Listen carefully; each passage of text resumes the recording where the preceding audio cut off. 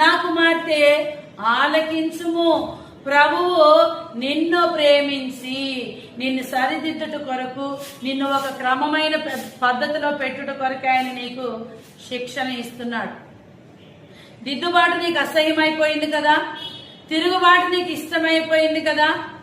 ఆనాడు మరి ఇశ్రాయేలు ప్రజలు తిరుగుబాటు చేశారు. ఏం పొందుకున్నారండి? శ్రమలే. నీకు శ్రమ కలిగినప్పుడు దేవునికి మొరపెట్టు. ఇందాక బ్రదర్ ఒక మాట చెప్పారు కదండి, యోబు గ్రంథము, యోబులో ఒక మాట 14వ అధ్యాయము 13, 14 వచనాలు ఒకసారి చూడండి. 13వ అధ్యాయము 2nd చాప్టర్ చదవండి.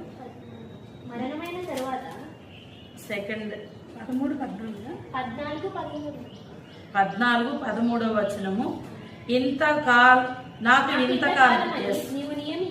నాకు ఇంతకాలమని నీవు నియమించి తరువాత నన్ను జ్ఞాపకము చేసుకునవలనని నేనెంతో కోరుచున్నాను.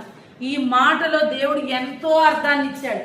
చూడండి, ఇంతకాలమని, నాకు ఇంతకాలమని.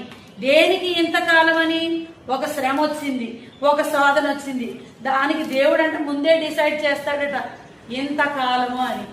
ఆ అంతకాలంలో మనం ఏం చేయాలట? ఆయన్ని స్తుతించాలి, ఆయన్ని ఆరాధిస్తే ఆ సర్టెన్ పీరియడ్ లో దేవుడు మనల్ని ఏం చేస్తాడంట? జ్ఞాపకం చేసుకుని మనల్ని జ్ఞాపకం చేసుకుంటాడట. మనం అడగకూడదు, ప్రభా ఇంకెంత కాలం అయింది.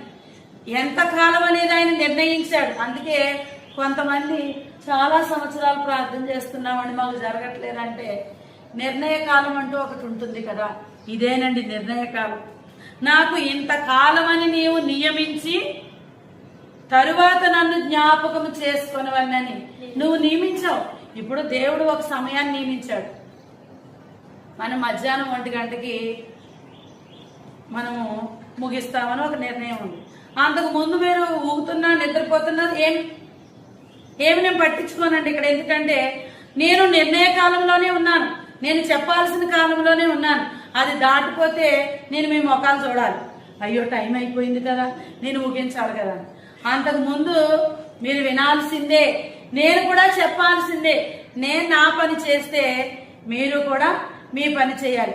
మనమందరము కలిపి దేవుని పని చేయాలి. కాబట్టి మనము విసుకాక. తర్వాత 14వ వచనములో మరణమైన తరువాత